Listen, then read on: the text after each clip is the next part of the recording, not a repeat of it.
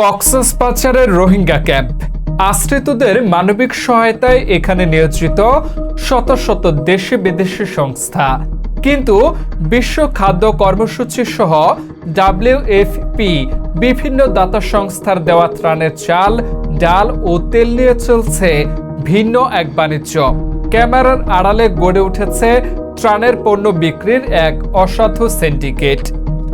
দৈনিক খবর কক্সবাজারের অনুসন্ধানে বেরিয়ে এসেছে এক চাঞ্চল্যকর চিত্র।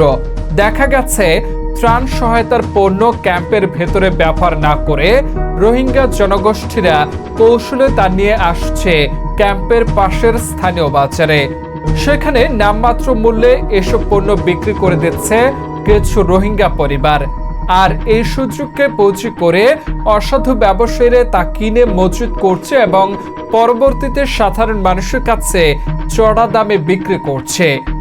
সরেজমিনে গিয়ে দেখা যায় গাড়ি ভর্তি করে ত্রাণ সামগ্রী ক্যাম্পের বাইরে নেওয়া হচ্ছে। স্থানীয়দের অভিযোগ, প্রভাবশালী মহলের ছত্রছায়ায় দীর্ঘদিন ধরে চলছে এই অবৈধ বাণিজ্য।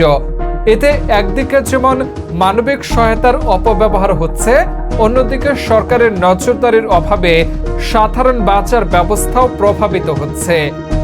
এ বিষয়ে সংশ্লিষ্ট কর্তৃপক্ষের জরুরি পদক্ষেপ দাবি করেছেন স্থানীয় সচেতন মহল। নিউজ ডেস্ক, দৈনিক খবর কক্সবাজার।